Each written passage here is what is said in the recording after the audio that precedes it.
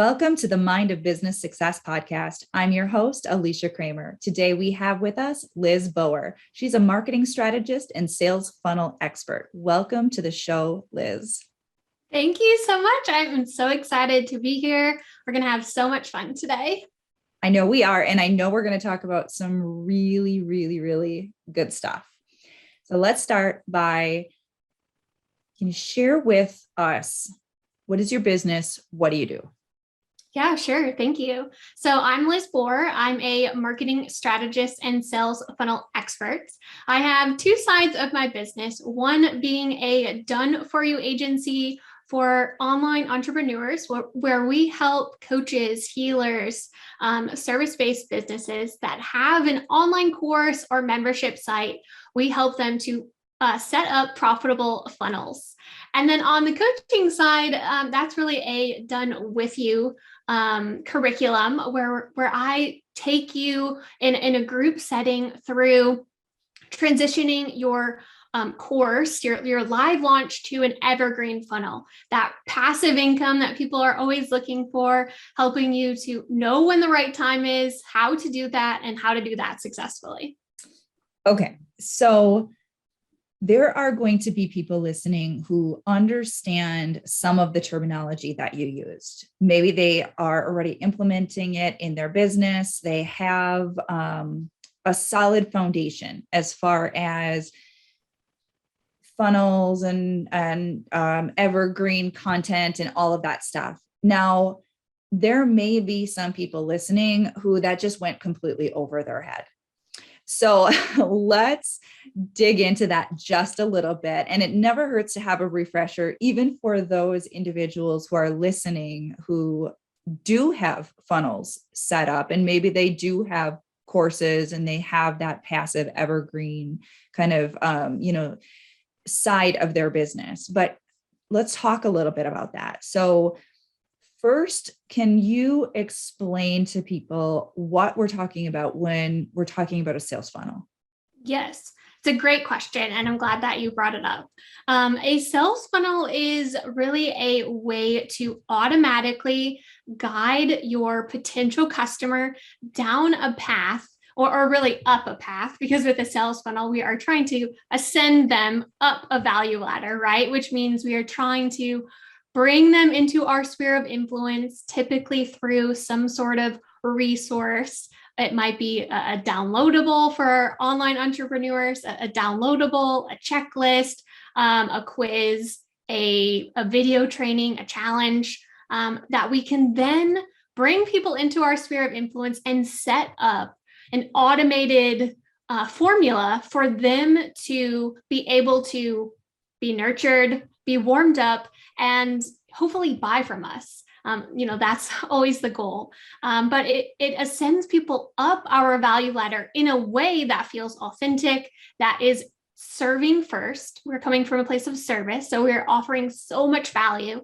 And hopefully we do that in a way that inspires them to want to work with us on another level. For most of the people that I work with, that's through an online course or group coaching program, high-level group coaching program, or a membership site. So it's just a way for us to put pieces in place that we know can help people to ascend up that value ladder. And it allows us to automate that process through email sequences, through sales pages, through landing pages, through trainings that we are sending them to, because we know that these assets, these marketing assets that we have available to us, we can automate some of those. We can optimize them, of course, but we can automate them to help us to get some more time back, right? Because we all have the same amount of 24 hours in our day. And it allows us to put these funnels in place so that we can rely on them for some predictability, consistency, and scalability in our businesses. I love that.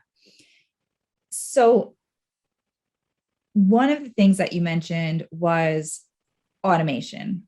And I have to say, I love automation. So me too.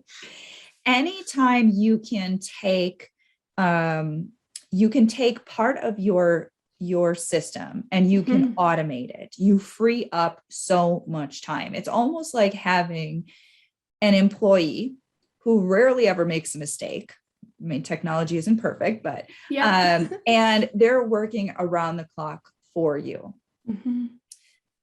So I'm going to ask a question, and I have a feeling it's not a question that you're frequently asked, but when we're talking about building out information products, or these types of products, online products that you're going to set up a sales funnel for, is there a sweet spot for business owners if they haven't already created something like that? Is there a good time that you've seen, a time in their business where they've maybe established a certain level of success, or they have a certain amount of followers, or what are you seeing as kind of the right time to start to consider doing something like that? Yeah, it's a really good question, and one that does hold people back a lot from moving maybe from the one-on-one space to the one-to-many space with a digital course, because people are thinking just that, like, oh, I have to have 10,000 followers. I have to have 1,000 people on my email list. I have to get to these mile markers that we kind of just make up in our head, but we have to get to these mile markers before we can try, before we can even put steps or take small actions towards building the online or passive piece of our business. Now, I'm not saying an online course is passive. However, it holds a lot of people back. So I'm really glad that you brought that up, because I have two kind of answers for this. One being, there are no mile markers for you to say, hey, I work in corporate and now I want to have an online business. I want to create a digital course using my expertise. Because the cool thing is, most of the time, and for all the people that I work with, they have always had a passion, an expertise, a method, an experience that they went through, that they were able to come out the other side of successfully. They've always had one of those pieces. And as long as you have one of those four, you can start from zero, and you can start to build your email list. You can start to build your following and use content in a way to build your authority online to get people to the place where you need them to be in order to trust you to buy from you, right? There are online brands coming online all day long, every single day. And we as consumers can look at them. And a lot of the times, if we look at our buying behavior, it's just in consumer products, there are not a lot of consideration points that we go through for a brand new brand that just came online that has this really cool product, right? Like, we might go to their website, we might check it out, we might purchase it, it comes, and we get to experience it. And the same can be true for someone coming online for the very first time. Sure, there's content that can help you to grow your email list faster. There are funnels that we can put in place to help you be more successful, but there are really no mile markers, in my opinion, that should hold you back from trying if you have this on your heart. And the other thing I will say is, it does help to have an email list that you have been nurturing for minimum of 3 months. So if you are thinking about creating an online course or a membership site and you are starting to build it, I would recommend and challenge you to build your audience at the same time. Bring them into what you are doing. Share with them some behind the scenes. People really like to see what's kind of going on and what's inside of the thing that they might be interested in purchasing. So there's no harm in building your audience and building your course at the same time. So that's, kind of what I would challenge people listening to do, and to make sure that they aren't kind of getting in their own way and holding themselves back. So when you're working with clients, what is your role in helping them to develop that nurturing high value content that is going into the funnel that you're helping them build? Yeah, so it comes down to their goals and where their customers are in terms of awareness level, right? For people that do not know who they are, they don't have no idea what they offer, products that they might have, services that they might offer. They aren't really sure who you are, what you do. We can create a lead generation funnel that brings people into your sphere of influence and helps ascend them up that value ladder, like we were just talking about. There's a lot of low ticket offers that we can start to help people transact with us that we can then use to ascend people up our value ladder. And that's a great way to get some initial cash in, get people to start transacting with you, and then be able to introduce them to your higher ticket offers, inside of that email funnel. So that's one way that you can start to build your list and help people to see some of the products that you offer on the paid side of your business as well. There are things like a video presentation funnel that a lot of times are really great for selling a live launch, selling your course with a live launch, using a webinar or a challenge or something like that. So it really depends on what your goals are, how quickly you're going to be ready to sell your offer, and what the stage of your audience is of those people that have been following you or on your email list already. Have you seen any trends within the different offers that your clients have that seem to perform better than others? So, for instance, are there certain types of programs, certain types of courses, certain niches, anything that you've seen that really seems to rise above the rest? I wouldn't say it's a specific niche or type of offer, because I've seen $3,000 offers fly off the shelf just as fast as $300 offers. So it's not a price point thing. In my experience, it's not a niche thing. What it really comes down to be honest with you, is the irresistible factor of your offer, how visually appealing, and the story of the transformation that you can help people to see while they are going through that sales cycle. So while they are in that consideration set of purchasing your product, those are probably the top three pieces that I see, either from people that are really successful or people that are just kind of scratching the surface and they can't cross that, line that they are really looking to cross.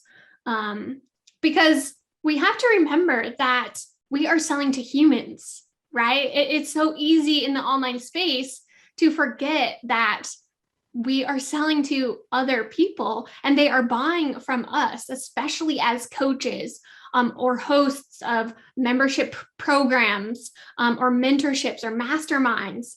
They are still essentially buying from a person, right? Even if you aren't the face of your company, people are still buying from other people in this space, in this niche. And it's really important to remember that we have to tap into that human element, and we have to tap into the buying behaviors, how our brains are wired.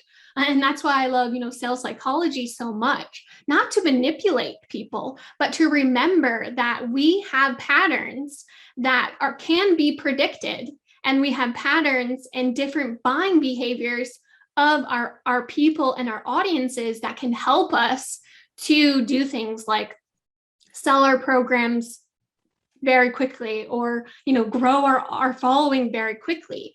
Things like visual cues, which I mentioned earlier with those top three pieces. That's hugely important when you are looking to sell your offer, because it's not tangible. For those in the digital space, we're buying something that's essentially a download, right? But it can be anywhere from $200 to maybe $10,000. And we have to remember that because we can't touch it, we have to still tap into those other sensories and cues to help people to see, yes, I can make a difference. This can change my life. And it can do that within a very short period of time. You mentioned something that I understand. I think a lot of people may have heard in some form. I want to dive into it a little bit. You talked about creating an irresistible offer. There are a lot of business people who may never have heard that. Maybe they are good at their business and they do some basic marketing, but they really haven't invested in a deeper level understanding of that buying psychology. I'd love for you to share your thoughts on the irresistible offer. So can you talk a little bit about what that means and why it's important and how to do it in kind of we're not talking about a crash course here on creating irresistible offers, but, maybe offer a little bit of insight so people can make a difference. This can change my life. Incredibly important. Yeah. A lot of it comes down to the message, the visual cues that you are helping people to picture in their minds, the stories that you are taking them through to believe that your offer is the solution that they need, right? If you think about a Walt Disney movie or any of your favorite movies, there's always a story arc that takes us from the beginning of the movie where the characters might be challenged or struggling. And then we have a beautiful story arc that ends with this amazing happy ending, right? And so if we can translate that into our sales process, we want to have that story arc for people on our sales pages, inside of our sales emails, use inside of our stories, or when you're talking to people on Instagram, if they're having conversations in your DMs or on a Facebook Live, on a podcast, right? And so a lot of those pieces will help you to create that irresistible offer. And let me give you an example, because I'm actually going through this right now with a product and an offer that I'm considering. And I say product and offer because this might help people to start to picture what the difference is. Now, a product is really just something that you are offering. There's a course and you have a price point. That's just a product, right? It's a business asset. You can build your business off of that one single product. And for me, an example that I will share is right now I'm evaluating bringing on a new bookkeeper to my business. And I talked to a couple. One that I've talked to has a full on, I would say, offer. He has the bookkeeping services, but he also includes monthly coaching sessions for all of his clients. He includes templates and checklists for his clients that they can go through so that tax time is easier. He has a podcast with exclusive episodes just for his clients. So he has all of these other non-tangible pieces. I'm not paying for those. Sure, I'm paying a higher value for his services, but he also is including those. And that's what I would call an offer, right? Like that's not something else that anyone can provide. His expertise, his team's expertise, and the network of people that he might bring into, let's say, those coaching calls, right? So I would say that's an offer. The product is really just them going through, checking into QuickBooks every day or week or month or whatever it might be, and reconciling transactions, right? Like that's just a product. That is something that I can train a VA to do. That is a virtual assistant for anyone that's not familiar with the term VA. But that's something that I can train someone more junior to do, because it's not a experienced level service. Sure, I want them to have credibility and I want them to make sure that they're doing the right things. However, the product is really just the service, right? And so if we can think about our businesses and what we want to offer in those two ways, what else can we do to help our customers save time, energy, resources, maybe money, or maybe you're helping them to make more money for people that might be coaching in the business space, teaching people how to have an online business, right? Like you're helping people to make more money outside of their day job, for example.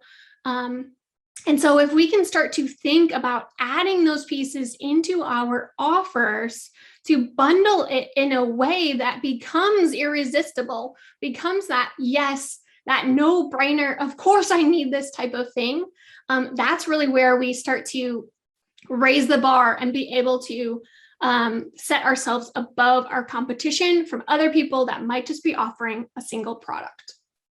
Awesome. I'm so glad that you shared that.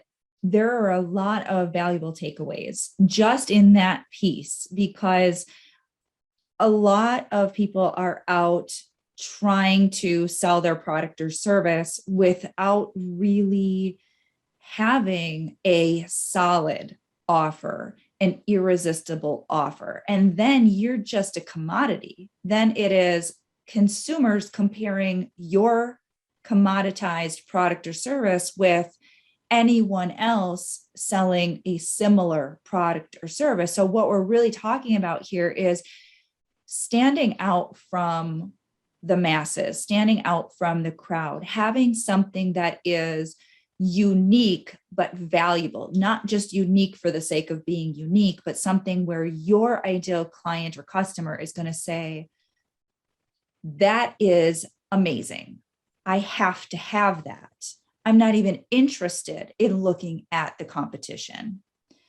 Mm-hmm. So super great takeaway there. Now I want to pivot a little bit. Sure. So let's talk about your personal journey as a business owner. What brought you to the party, so to speak? So this podcast is all about getting that edge in your marketing strategy, with the tools, with the tactics, with the business side of things, the to-dos. But an even bigger piece of this is about cultivating a mindset that allows you to consistently up level. And every business owner has had their own unique mindset hurdles that they've had to overcome and are still in the process of overcoming, because it is an ever evolving inner game. Can you share with us something from your own personal journey as a business owner that you've had to overcome to get to where you are? Yeah, I always say I'm a work in progress, but a masterpiece at the same time.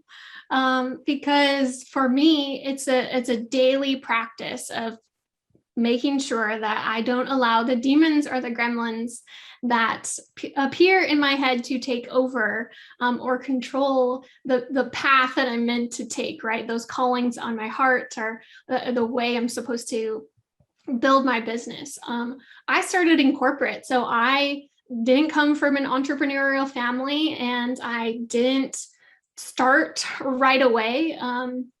So I went the corporate route. And for me, when I first started the business, it was really because I was more forced into it. My husband's in the military, so we were moving to a small town.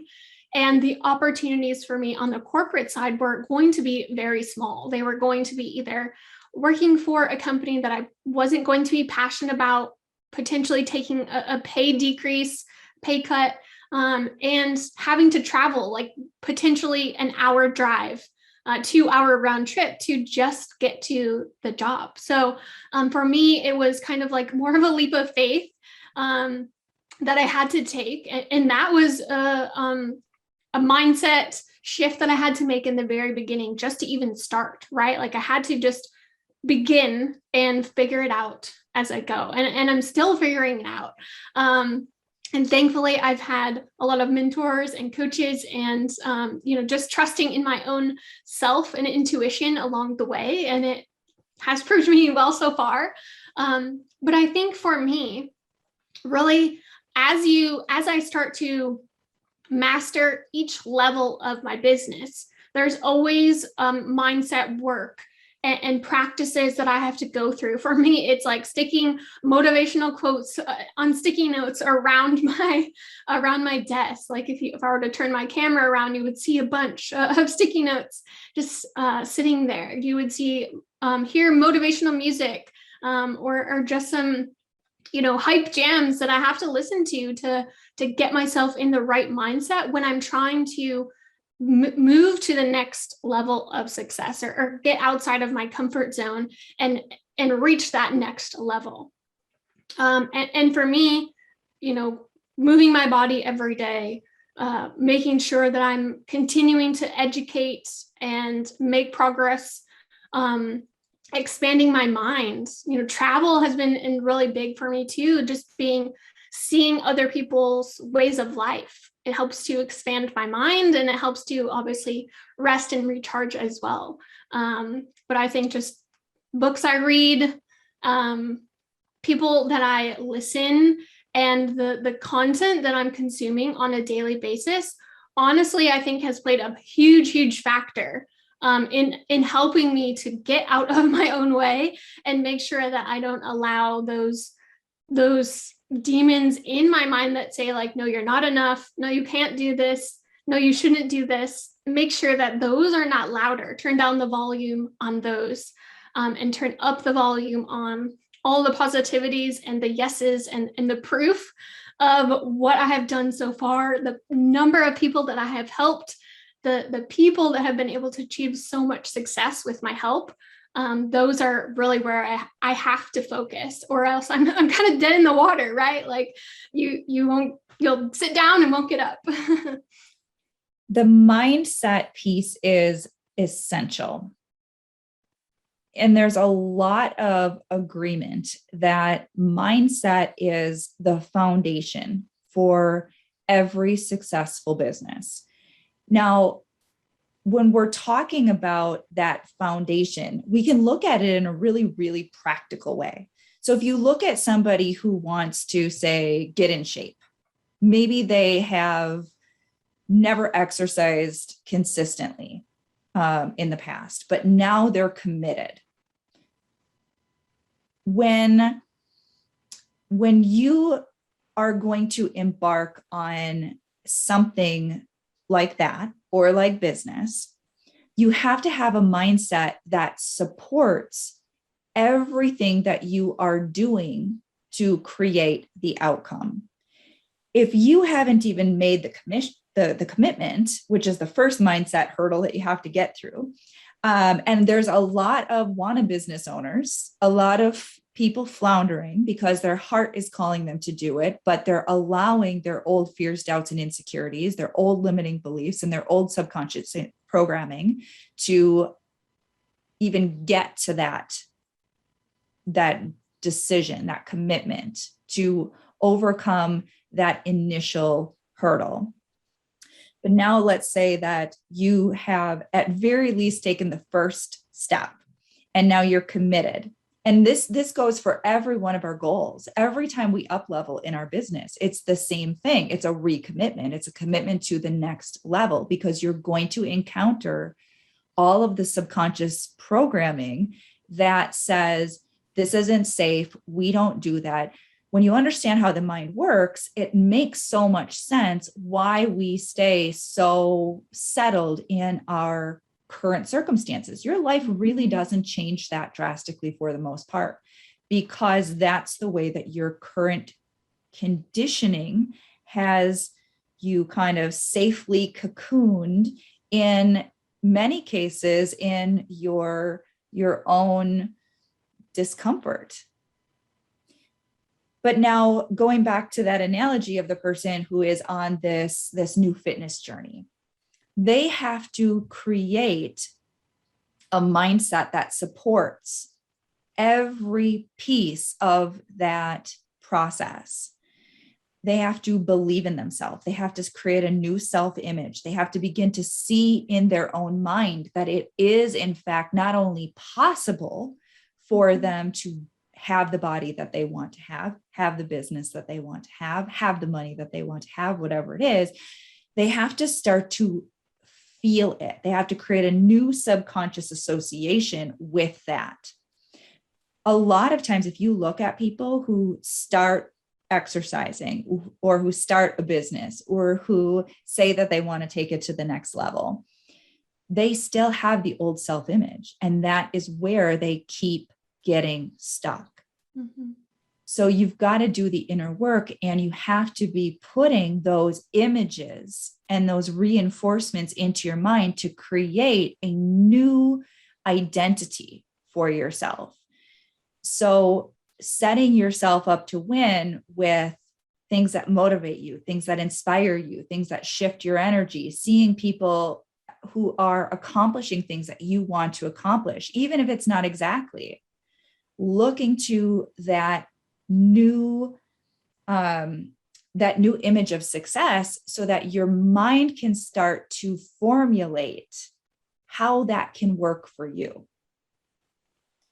Mm-hmm. And then consistently getting out of your own way, which is, obviously where I specialize, and I help my high level business owners to do the deeper work. So when they are bumping up against something and it does feel like no matter what I try, I cannot seem to shake this fear, or I cannot seem to overcome this self-imposed limitation. That's where we get in there and we use, various techniques to shift those things. Mm-hmm. But a lot of this is really just about the fundamentals, the basics. Mm-hmm. And I love what you shared. Turn on the music that inspires you. Surround yourself with things that motivate you, that keep your eye on the prize, that keep you focused on where it is that you're going. Mm-hmm. Yeah, and Alicia, I think you hit the nail on the head when you said consistent discipline, right? Because for that person that wants to achieve a certain level of fitness, it's not going to happen on day 1. It's not going to happen on day 2. It's not going to happen on day 3. But week 4, week 5, you might not see it because you're so focused in it. But if you take a step back and look at the progress that you have made, you can see how far you have come. And I think that's one of the biggest pieces, just having the discipline to keep going, right? When we get stuck, or when we feel like we're having a down day, right? Like I normally wake up at 6 a.m. to go to the gym and work out every day. There are so many days when I'm like, snooze, please, I don't want to go today. But just getting my feet out from under the covers, onto the floor, getting my workout clothes on, and taking those first steps to get into the car to go, I already always feel so much better. And so when I'm laying on my pillow and saying like, I don't want to go, all I have to remind myself of is kind of what you were just saying, imagining myself and the feeling that I get when I am done with my workout. I always feel better. I always feel stronger. I always feel more ready to tackle the day. And for a lot of my coaching clients and those inside of my coaching programs, mindset is huge. We always focus on mindset. And one of the things that we do is help them to envision how many people can we impact. Just imagine you sitting on a Zoom call, or if you have to, imagine yourself in that auditorium room, teaching to these people. And a lot of times that's all we need to help us see the tangible in all of the work that we are doing, those people that we're able to impact, and the lives that we're able to change. Awesome. I love it. Such a great conversation. Liz, can you share with our listeners how they can connect with you? Yeah, of course. Thank you. My main website is lizboer.com, LIZBOER.com.